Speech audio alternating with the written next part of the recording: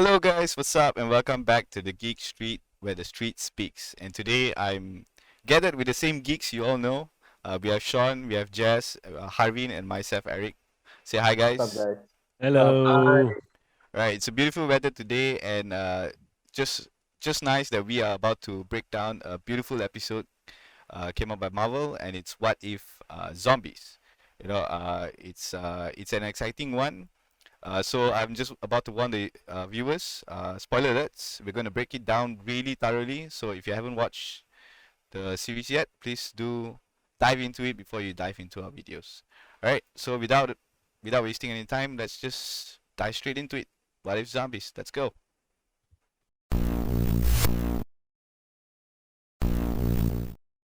So we start off with the breakdown, and I just want to mention that this episode, What If Zombies, are actually a concept based on the comics multiverse, and it was actually introduced under Fantastic Four. That was when Reed Richards actually went to the Zombieverse. So we skip the whole part. We know that zombies are nothing new to the Marvel scene, just that now we're actually seeing it live in front of our faces instead of reading it through comics. So we start off with the usual, Marvel logo. Some of the cars come back. One of the cars are different. We get that later, and then we get the exact same shots during the opening scene of Banner getting sent to Earth in Infinity War. The same exact scene. We see the Sanctum and everything. So do you guys think that Heimdall sent him or someone else maybe? Uh, I Well, think yeah. it's Okay, okay. continue. Continue, just continue. I don't think I think it is Heimdall because if you look at it, Thor wasn't on Earth. Because we see all of the Avengers except for Thor and I think Natasha Romanoff. So we know that at a certain point it does follow Infinity War. It means Thor was supposedly facing Thanos in the ship, and then they had that whole ordeal. So Heimdall used his final dark magic to send Hulk to Earth to look for the Avengers. Yeah, I'm also thinking it was Heimdall, but it's very weird because somehow we know that this whole thing comes back to Thanos, but then did Heimdall actually send him to another universe or multiverse or back to the same universe? We don't know about that one. That was what I was thinking when I first saw it. So, anyways, we go back to the scene where Banner drops into the sanctum and he realized that no one's there except for the cloak. Even when I saw that scene, I was like, okay, why is no one there, right? And then we only see the cloak, and the cloak actually hooks him up with the wizard guard, the purple clothes. And then he comes out and he asks if he's too late because he sees that no one's there. It's very dark, right? The way they start the scenes. It's kind of dark lah. When I first saw it, I was like, okay, this what if is going really dark. I was under the impression that maybe it's somewhat a continuation because the sector was empty. So for me, I thought that is it a continuation of the last episode, or something like that. But then it wasn't But I thought at least Marvel would somehow do some. It's always been something different all the time. So but I don't know. Maybe Doctor Strange not being there has something to do with the previous episode. We don't know lah. Yeah. I thought that, like how Sean said, it may be a connective tissue because we see suddenly the connective tissue in the sense that we saw the ending of the previous episode where Doctor Strange, his reality is that. So I just thought maybe when he created that, the other universes starts to have some problems, but then turns out that was not the issue. Yeah, and I think you all put it best lah. It's a matter of continuity in how we see it later. So when Banner comes out and asks if it's too late, I think he was still thinking about Thanos. Whether did Thanos actually already did what he's supposed to do? Yeah. But that wasn't the case. We see Carl Obsidian and Ebony Maw there shows up, and Ebony Maw was about to say the same line as Infinity War. Children of Thanos. But before he could say Children of Thanos, before he could say Thanos' name, you see Iron Man's hand through the strange portal. and he actually kills more. And I wasn't expecting a straight headshot to kill more. I was expecting maybe a blast to just drop him down, but he went for a headshot kill. And we see the silhouette of the Avengers after that. And Banner says the exact same line in Infinity War at Wakanda when Thor shows up. He said, "You guys are screwed." Good, yeah. Yeah. And at that point also, I also thought like, okay, the Avengers are here, you know, it's gonna save the day and stuff like that. Then that's when things started going dark. The Avengers team plays. They fight, you know, they appear and they fight. You know, they use all their skills. Kind of surprisingly that zombies actually have their skills. You know, all their they know how to use the zombies in this particular series, it's very different. You know, like from the previous zombie movie, like from Zombieland or World War Z. You know, it's quite different. This plays a zombie where it's a zombie, but still you can do what is their usual activity as usual, how they play out. Like if Iron Man, you see, he still does use his own weapons. You know, he still is in contact with his own armor and everything. And then you see Doctor Strange, he does the portals. You know, he plays around with that and everything. So they are still using on with their powers, but they are in a zombified personality. It's like this lah. Like if you watch the movie, the one Dave Bautista acted in, what Army of the Dead. Army of the Dead. Yeah. So like it's like the kind of zombies. It's not they are completely deteriorating, but they still have their personality. They still have their brain functions and all. It's just that the carnage instinct is heightened. So it's like, you know, like I'm smart. I know my skills. I know everything, but I need meat. I need brains. Yeah, that kind of thing. Yeah, actually, if you look closely too, you can actually see that not all of their skin is actually zombified. You can see like some parts of their ears are actually still flesh. So that could also signify something. Maybe they're not 100% into zombies lah. Not 100% stupid or zombie. You know, they still have their intellect and their skills with them. It depends on the on the whatever that attacked them to become the zombies, right? That it only like what Jess says is only more towards like their physical appearance and you know, their movements or whatever that would be zombified. But in terms of their intellect per se, they still have that same. So that means Captain America as a zombie would think I'm still Captain America, but just that probably his way of like talking or his way of like you know, eating and things like that has changed lah, you know. But at the end of the day, he's still Steve Rogers. He's still Captain America. Yeah. So it's like that sort of a way. Yeah, and speaking of small touches, I also forgot to mention that we actually get Banner trying to get Hulk to come out to fight Carl Obsidian and Ebonimo. And he actually does the same thing, come out, then Hulk shouts, "No!" Then it's like, what do you mean, no? You know, the exact same scene, Infinity War. So then we see the Avengers team come out as they fight, and then it starts going dark, and it starts going scary. You can hear scary choirs as the truth reveals. We see them zombie. All of them have their own zombie kind of look scary, and some of them were actually eating flesh already at that point, you know, Carl Obsidian's flesh. So then we see Wong loses his head the same way he cuts off Carl Obsidian's arm in Infinity War. It was damn gory, like they just chop off his face. I wasn't expecting that. I don't think it's a kids friendly show anymore. Yeah. I think the only thing that's missing was blood lah. Actually, red color coming out. Yeah. Other than that, it was like damn gory. So then they started disintegrating. That's when they show up. Wasp comes and save him. And we also see Spider-Man flings in and grabs Hulk to go somewhere else. And funny enough, I thought that it was actually played by Tom Holland. It was a very similar voice, but apparently it's not. Tom Holland didn't come up to play What If Zombies. Maybe there's a reason. I am not sure. Anyone knows any reason why he didn't show up? No, because Spider-Man, as we know, is an entity of Sony. So they like. I will just say your next point now, Eric, for you. Even the suit is not the what you call the Spider-Man suit from the Marvel now that we know, right? Because it's a Disney version of the suit.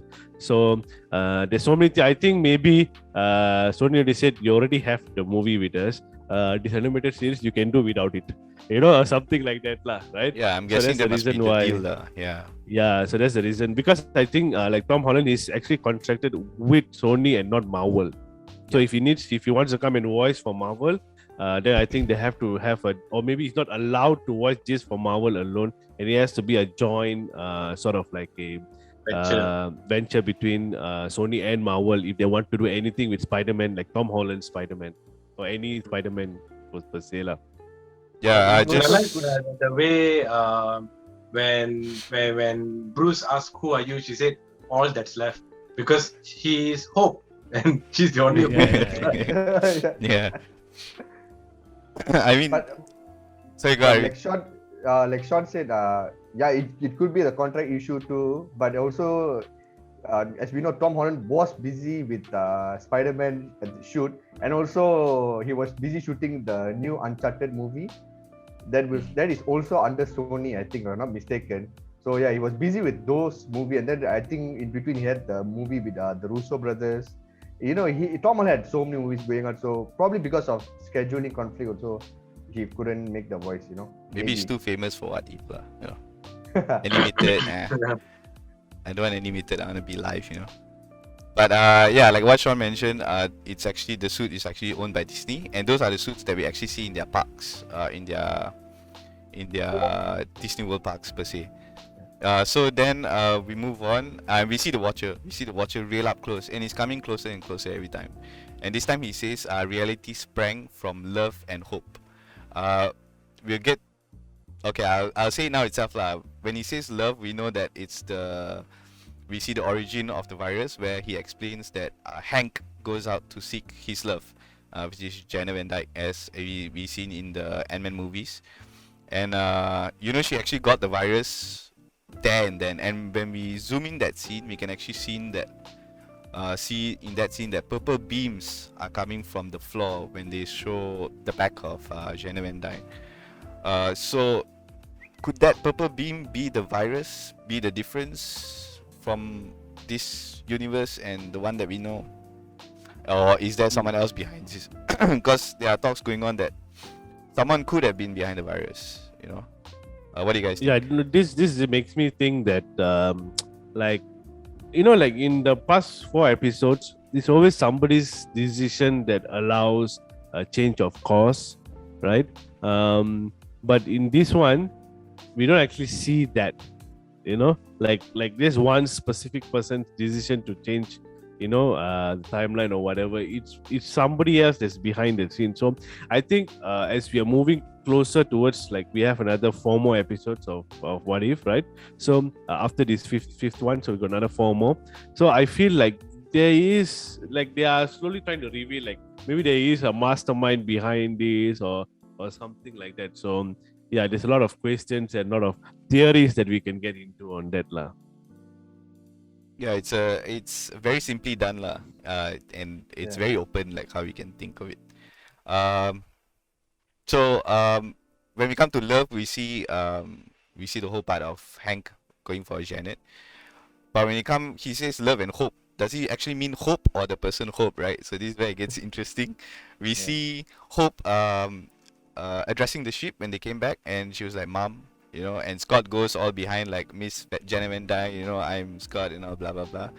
So they greet them back, and Hope actually dodges, and Scott gets attacked, and he does the scene like in Titanic.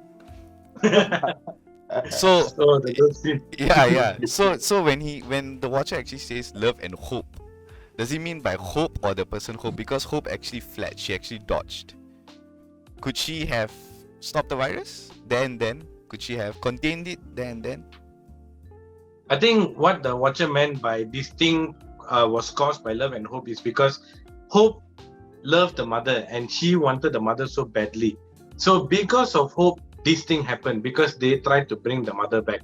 So it all boils down from love and hope. So I guess it's just a play of words trying to say that it's her fault. Yeah, She caused exactly. Yeah. Yeah. Yeah, that's one thing that I wanted to clarify. Like, it was actually Hope like the word hope or like the person hope, you know. So then we see the Avengers. We see the whole Avengers scene where they go to the bridge to fight off the zombies, and we see the usual. We see Hawkeye. We see Black Widow. We see Captain America. We see Iron Man in his suit, same exact suit, and we see Black Panther. The thing about Iron Man is Steve Rogers. Okay, this whole scene happened supposedly 2 weeks before 2 weeks before Banner comes down to Earth, right? So theoretically speaking, it happened after Civil War. So theoretically speaking, Iron Man and Captain America are not friends, supposedly. But in this case, Iron Man already shaved off his beard. He has his shield, and his shield has no. Captain America. Sorry, Captain America. Yes, and his shield has no scratch from T'Challa. So could they have reunited? I don't know. Could it have never happened? Civil War never happened? I don't know. Anyone has any points they want to say? I think in this universe, like the timeline, how it happens, like now Eric said, yes, the timeline, it happens during the Infinity War. It blends with the Ant-Man and the Wasp, like how we see in the movies. And also then, like now we see Black Panther, Iron Man, everyone are there. I presume that the Civil War took place, but it did not go as far as how the outcome was in the movie. Like, you know, because you see Falcon and Ant-Man, everyone goes to the raft, and then after you see Hawkeye and Ant-Man becomes the, you know, he was in a household arrest, you know. So that particular how would you say, story didn't play out. That means the Civil War did happen, but the outcome wasn't as drastic as was in the movie. So that's why you see, then maybe Black Panther decided not to go to Wakanda and was just want to chill for a while here with the Avengers and everything. And that's how you get to see suddenly, you know, the zombies started happening, and then you see everyone at there to save the day. You know, that's why you see Captain America, the shield is fine. You see he shaved his beard and everything. He didn't even have to shave his beard. Maybe he didn't even shave his beard because he didn't have to go through this emotional roller coaster ride with Tony Stark and everything like that. So it's in the different universe. The story played out a bit differently after the Civil War. Yeah, I can live with that lah. I can live with that. Plus, we actually see T'Challa with them. You know, it's kind of surprising because T'Challa wasn't part of the Avengers, but he's there with them, and we don't see Banner there. You know, it's so somehow it's a mix of Civil War and not Civil War. So maybe they all went kebab after Civil War. They went to have their normal kebabs. We don't know. Shawarma. Shawarma. Sorry, shawarma. So instead of fighting and splitting up, maybe they just like, okay, you know what? Let's go have shawarma and coffee. You know. So during the fight scene with the zombies, we actually see no one actually tackled T'Challa. Like all of them actually got attacked by zombies, but T'Challa never got tackled. So somehow he escaped. But we'll get to that later where he went. So we skip back to current. And also, okay, go ahead. No, I mean, and also to consider the fact that he wears a vibranium suit, so you know, like nothing could have gotten through with him. But yeah, we can go on that. True. You have a point. Yeah, you have a point. Very true. Yeah. Very good point. And also touching upon the like how we talked before how the zombie was smart and everything. You actually see Hank Pym, you know, he shrink himself and then he bite Captain America, right? So you see, they still tend to use their brain still. They're just zombified, but they still retain their own personality. Yeah, it's kind of scary when you have super zombies, right? Yeah. I mean, normal zombies, it's scary already, but just imagine having super zombies running around. So we jump back to current times. We see Peter's tutorial. You know, it's kind of funny, like how he always does these kind of tutorials. I think even in Homecoming, was it, or Far From Home, he did a tutorial in Far From Home. He did a tutorial in Happy Hogan's car. So we see Happy Hogan. He's back, same cast, and we see Kurt. I didn't know who Kurt was initially. It took me a while to actually absorb that it's actually Kurt from Ant-Man.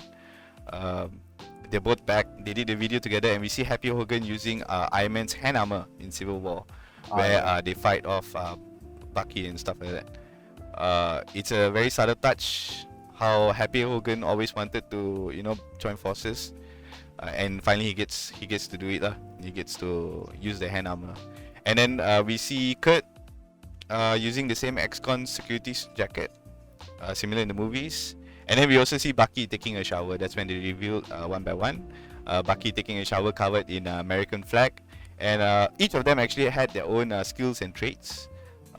And Bucky's one, it actually written the heavy sleeper, basically to signify that Hydra actually put him for sleep for a very long time. And we also see him with black vibranium arms, meaning that Wakanda actually gave him that arm already. Yeah, correct. Yeah. And then after that we see Sharon Carter. Usual, the normal Sharon Carter, but her skills had eulogies, which is very funny because she only did one as far as I know, and that was for Peggy Carter. Yeah. Yeah, talking about skills actually, then you see Happy also had a particular skill set. You see skills driving, boxing, and coffee. I don't know why coffee, but I know driving is because he was the chauffeur for Iron Man. Then after boxing, it's also actually in the comics, Happy is actually a professional boxer before turning into Iron Man's chauffeur. I think it was professional wrestler. Wrestler. Is it? Yeah, okay. wrestler. Yeah. Then, But in Iron Man 2, you can see them boxing lah.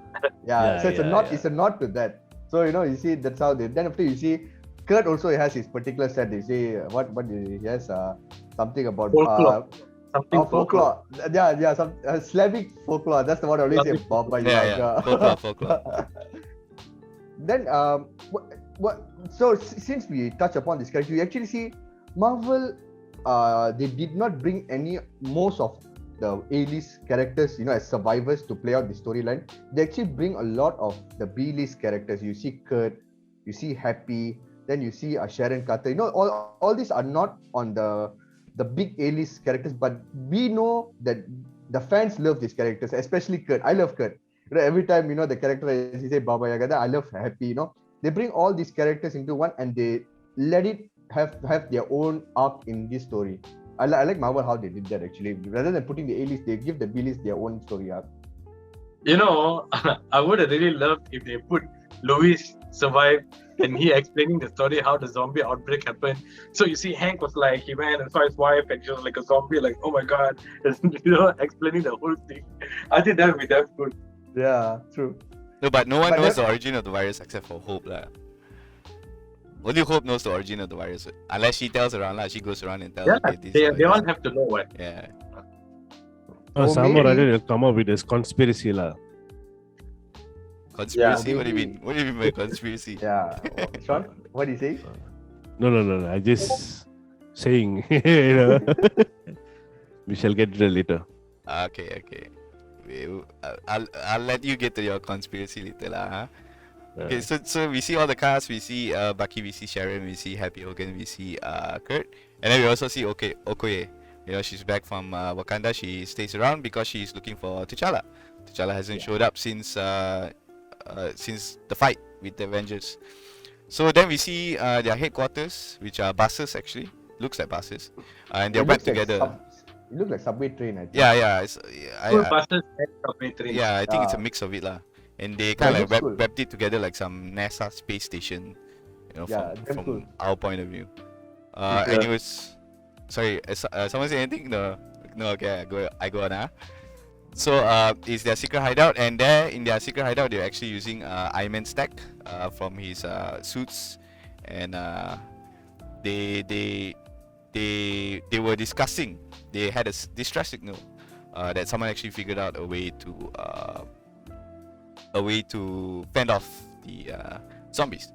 So in that scene, we also see Banner continues to wear the sleeveless wizard guard even after watching the tutorial video. I think he didn't listen while watching the tutorial video from Spider-Man. I think he should have listened. But I think we have a reason. I think he knows why lah. We'll get to that later. So we hear about Camp Lehigh, and we all know that Camp Lehigh is actually the first camp where we see in the first Captain America. I think it's pronounced Leahy. Really? No lah, Lehigh. Is it Lehigh or Leahy? Lehigh. It's Lehigh, okay. Camp Leahy. Yeah, it's also the same camp from Winter Soldier where they encounter Anim Zola's computer version in the bunker. Shield, practically Shield's first base. Yep. Yeah. And he was actually destroyed but turns out only one of the camp were destroyed. So you can actually see that's why the fence was partially destroyed when we see the zombies later. Only certain part of the fence are destroyed, so it's not the whole camp that went down. Maybe it didn't even go down, I don't know. But from the movies, only one camp went down. So then we see Happy Hogan continues as a driver, okay, jokes with him, aren't you, Uber or something. And then they actually used the Pimtac van, and they gave us the same horror scare when Ant-Man gets a scare from the pigeons in the second one. So they end up in Grand Central, but apparently it's not Grand Central because we're not from the States, so we don't know, right? So the Grand Central actually does not have a nearby substation nearby, a train station nearby. So apparently this one is much more further away from Grand Central, but also I don't know. I don't want to get there. Let's not get there. So Grand Central does have trains and everything, but then the place that they were going to New Jersey doesn't have that line. But I think it's an honest mistake. I don't think they dwell much into the train line system, but that was definitely Grand Central, because when you see the front of the building and also the inside of the building is exactly the same building. Yeah, I like what you said. I don't think it's an honest mistake. I think maybe it's just they never really thought about it. They just wanted to include Grand Central, and then the storyline eventually came up to going to New Jersey and using a train or something. Yeah. So we see Happy Hogan using his happy armor on his hand, and he goes blam blam blam. It's not even blam, it's blam. That's an L in it. But anyways, then he gets pulled in, he gets reeled in, and turns out he was Hawkeye. He becomes a zombie, Hawkeye zombie, and then we also see Falcon zombie. And all of them actually eventually split up, and they all had to take their own fights. We see Sharon Carter also almost dying, and Hawkeye actually missed a few shots. We all know Hawkeye doesn't miss shots, but this time around he's a zombie, so he missed a couple of shots until he got really close, and it was the last blow, and eventually he dies. Falcon zombie got killed by Okoye brutally. She literally split him into two. Again, Disney, come on, kids show. Another thing, speaking of Falcon zombie, right? Don't you think Falcon would have found their hideout, since it's like up in the sky? He would have easily broke through into their hideout. True. No, but maybe the zombie didn't think about that. Yeah. No. When we say his brains are functioning, maybe not all of your brains are functioning properly. Yeah, maybe, yeah. So I can break into Grand Central, but I cannot break into the bus that is hanging up. No, first of all, we don't even know what they're doing, zombies, we don't even know what they're doing. Because even in the start, we see all three of them, Iron Man, Wong, and Strange, just randomly appeared, So we don't really know what they were doing. Were they hunting? Were they just chilling somewhere, waiting for a sound, like zombies normally do? We really don't know, Or were they looking for Thanos? We'll get that later. So we see Falcon getting killed brutally, and then Bucky surprisingly should be sad, but I'm not. I think that's a subtle hint because he hasn't had a connection with Falcon, as we see in Falcon and the Winter Soldier. That thing haven't happened, so he doesn't care. Yeah. So they managed to escape the train with Spidey's help, and the cloak actually saves Spidey. So we actually see the cloak together with Spidey in trailers, and now we get to see it in action. I believe this is a subtle hint to what we're gonna see in No Way Home, or maybe in Multiverse of Madness. I don't know, but it's very nice to see him have the cloak. I think it matches him, especially with his suit being red. What do you guys think? He becomes Spidey Strange. Spidey Strange. Yeah, I mean, That I sounded kinda expected weird. to see some action, like Spidey with the cloak, but it wasn't much. It was just a hint. So like you said, because now Spider-Man is getting heavily involved with Doctor Strange, there will definitely come a point where the cloak would help him, or he would use the cloak. No, I think that it is it's sort of like a how do you call it? Maybe it is a subtle hint that Doctor Strange is protecting him, no matter what. That Doctor Strange becomes that that figure that Tony was when he first started out as Spider-Man. Something like that lah. We have to think deeply, Yeah. Yeah. and try to come up with some reason. I because can't of go that. so deeply lah because Doctor Strange is already a zombie. Even the cloak actually held banner. So I think the cloak just has his own personality, and Yeah. somehow he So sees. totally have someone else. Yeah, and I think somehow he sees Doctor Strange in in Spider-Man. If not, why would he want to be comfortable with and continue to help and follow him and whatnot? So I hope we see it in action film. I hope we see it in the next movies. So we see Captain America doing a horror scene again, coming down and scaring Shetton Carter, and eventually gets Sharon, and he fights Bucky. So when we see Captain America, he looks a lot more scarier compared to the others. I think because he had the serum in him, and plus the zombie virus. I don't know, they made him seem like a lot more scarier. So he fights. Especially his jaw. Yeah, especially jaw. And I don't know, the music, the effect, they give him a lot of screen time to even absorb that it's Captain America a zombie. So maybe because he's the first Avenger, there's a lot of meaning to it. I don't know. It's kind of nice lah, like how they put it. We see him fighting Bucky. Bucky grabs the shield just exactly like in the movies, in Winter Soldier, and he slices Cap in two, and he says end of the line. This is the end of the line, exactly in the movies. So we see Hope also helping him with Sharon Carter. She goes inside, boom. I don't know. Disney, I don't know. No, but this one is actually a good nod because it was one of the fan favorite concept where Ant-Man was supposed to go through Thanos, and then and then after do the same thing as how Hope did it. Instead, that's the easiest way to defeat Thanos. But since we did get it there, we get it here. But instead of going through the butt, she went through the mouth. So I guess we all get what we want lah.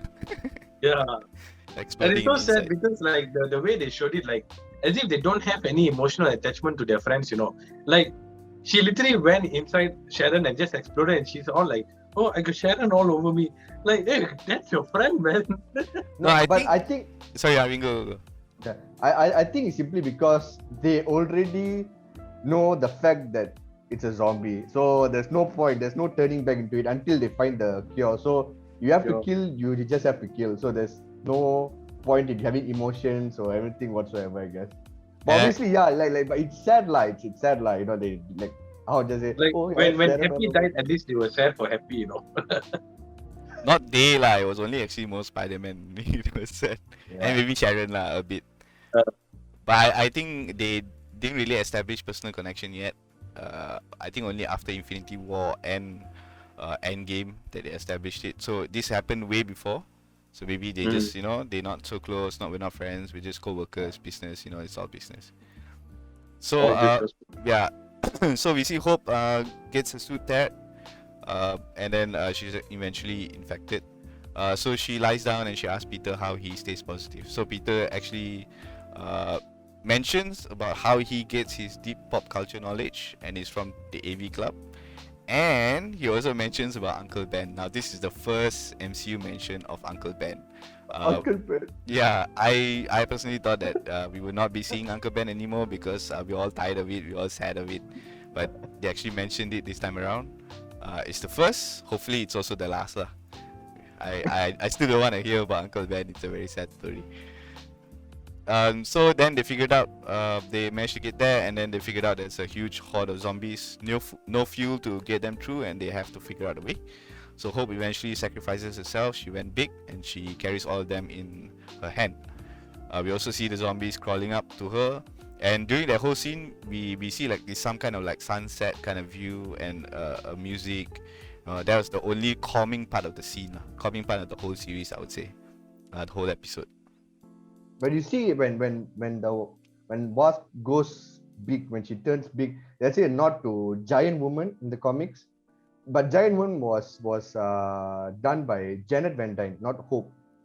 So you see, it's already circling around, But also eventually we are going to have Scott Lang's daughter Casey Lang, who's going to be playing Stature from the comics. Stature also the ability to shape the from giant to small. That's her common powers in the comics. So you see they're circling around with the characters already. Yeah. Okay. And then and then we have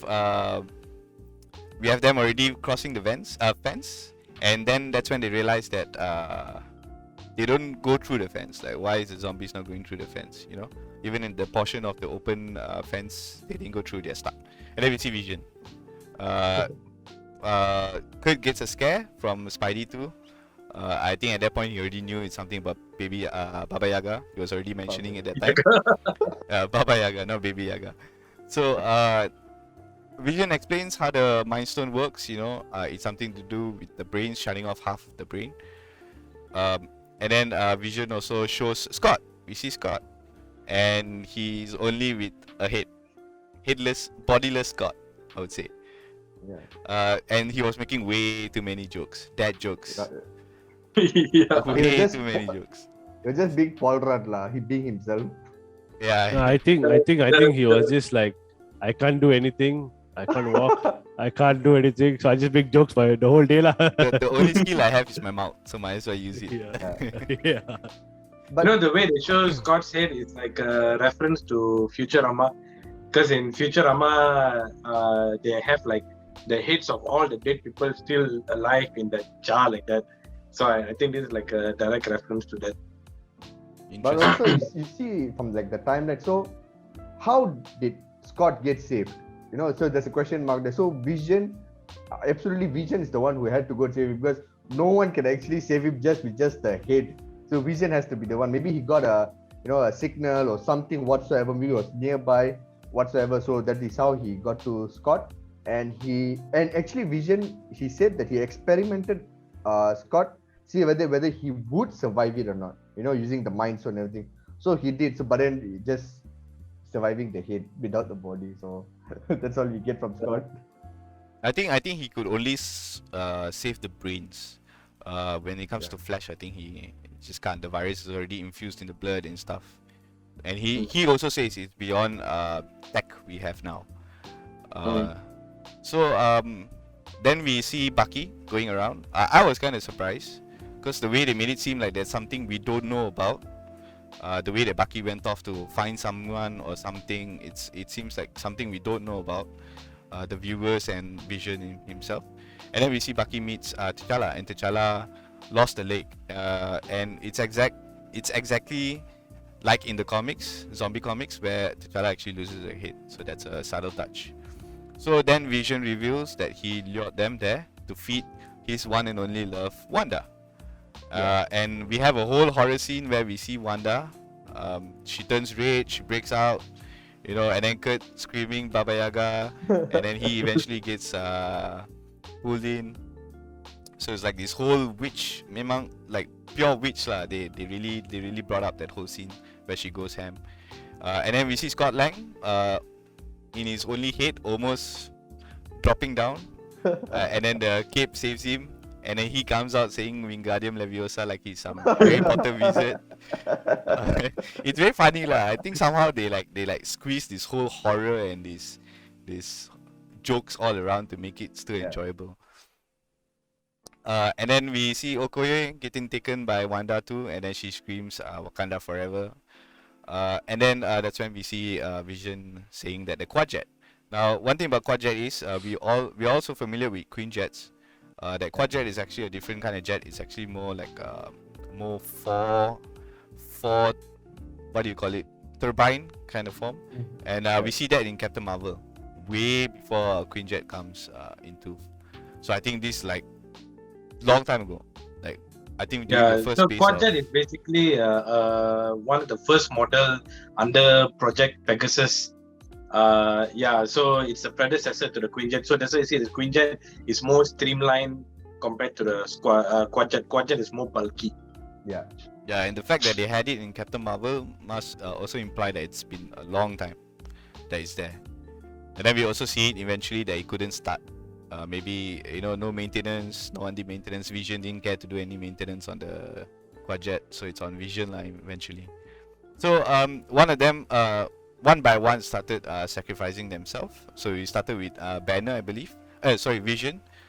He ripped out the Soul Stone from his head, and it's as brutal and as cool, I would say, with the scenes as in the movies Infinity War, where we have the whole gold space kind of shining just explode out from his head, and he also turning pale and white, and his eyes goes flopped in.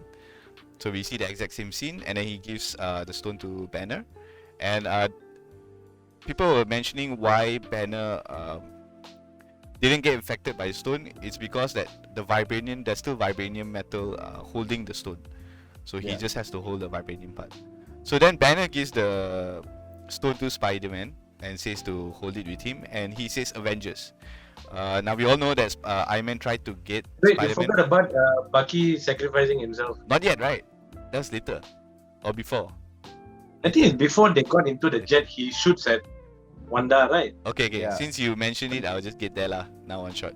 So we see Bucky holding the last line of defense. He was trying to shoot at Wanda, and then Wanda holds all his bullets like in the Matrix, and she then try to fight him, and eventually Bucky sacrifices himself, and then he gets flung into the air. Now I believe he's still alive, and he has the shield with him, so I think that's him.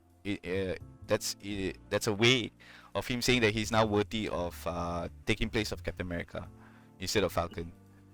What do you guys think?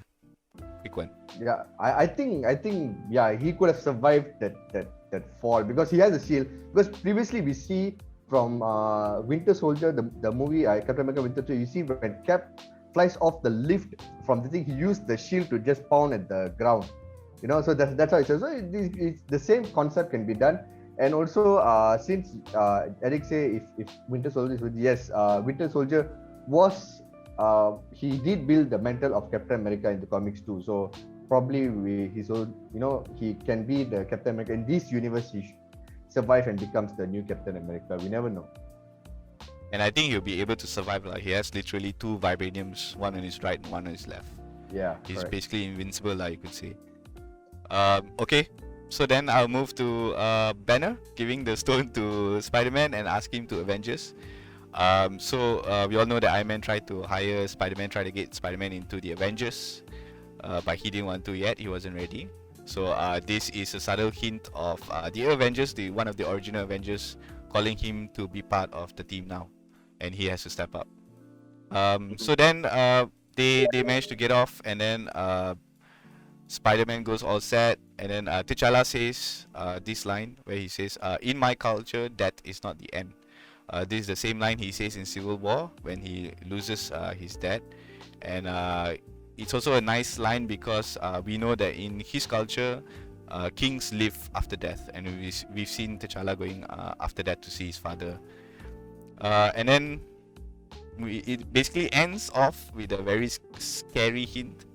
We see in Wakanda the whole shield, the force shield, I would say, and then we see zombies trying to get in, and then we see the big Titan himself, Mr. Thanos, but in a zombie fight form, and he shows off his arm. He has the gauntlet, and there's only one stone left, and that stone is about to get to Wakanda. So I guess we could theorize a lot about this, like how is he going to play out, why is Thanos there, how did he get there. Anyone wants to start first? The table is open.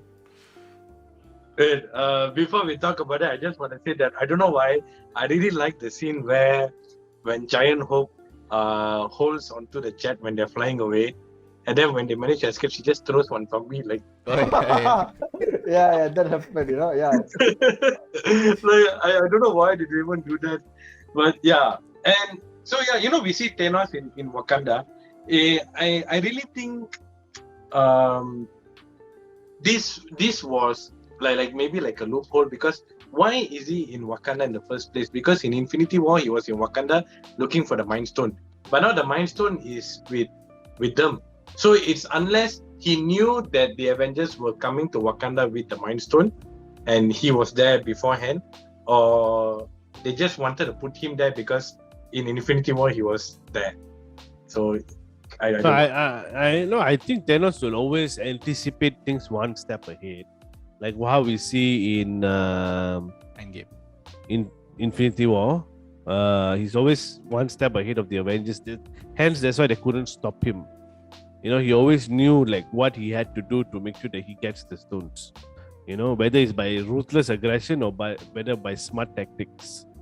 You know, so I think he would have asked himself, where would they be where I can just like jump scare them, or make them not alert, rather than in their own backyard or something like that. You know, like when you go back home, you always feel safe, right? So unless you go back and suddenly see a stranger sitting in your house, then you'll be like, oh, what the hell is happening? You know, that kind of a thing. So I think it's just him being smart lah. No, I think that okay, now we see that he has all the stones. And also we also must remember that Okoye actually said that the whole world, the virus, the zombie has spread the whole world except for Wakanda, because Wakanda has the force shield. So nothing can enter there. So when Thanos came to Earth, when he got zombie fight, and he tried to search for the stones, I think he got all the stones, and then he realizes that this one place where the force field is up, it's safe. What if the soul stone is inside there? So maybe he crashed inside, he goes inside, and there's no soul stone. And then suddenly, somehow or other, we see the quad jet coming over to the Wakanda. It's just a matter of placing where directly so that the story actually plays out. It's a story drafting, like, you get what I mean? How would they get information that the soul stone is there? I think there must be someone behind it lah. Like the fact that we see the whole Thanos crew actually still went to Earth. The fact that Heimdall actually still sent a banner to Earth. We could simply say that this whole Thanos thing is supposed to happen in that same universe.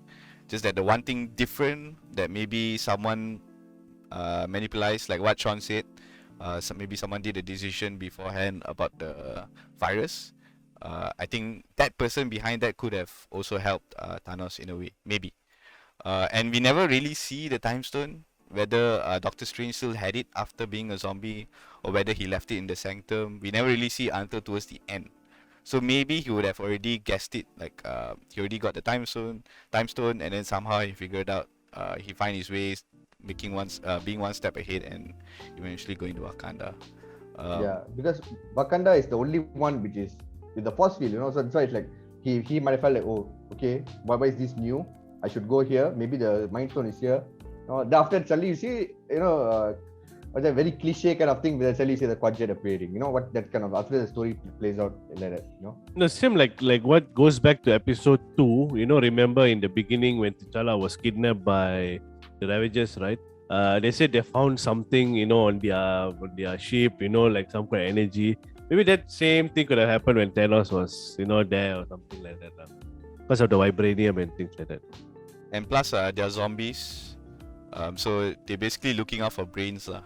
And Wakanda is like a city full of brains. Came back. Yeah, Harvin's cat came back. Anyways, while we wait for Harvin to settle his cat, I guess that is it for. Is it? He's back. One more thing. This is a big question now. Initially, Thanos was gathering the Infinity Stones to wipe out half of the universe so that the universe will not go hungry. Yeah. So is his goal still the same? Because now I see zombies. They don't really eat the people. They just fight them and turn them into more zombies. So is Thanos' goal to wipe out half of the zombies so the other zombies can eat each other? Or is Thanos' goal is to make more humans so the zombies can eat those humans, or make more zombies? Personally, Jess, I do not know how to answer you because we don't know the character of this zombie Thanos and No, what I he think wants. as there's more zombies, there'll be less human, less food. So the goal would be definitely like, okay, wipe out half the zombies and give them more food or something like that lah. But he wipes I out the don't whole know. half of the universe. Let's not forget that. So this is only like one planet.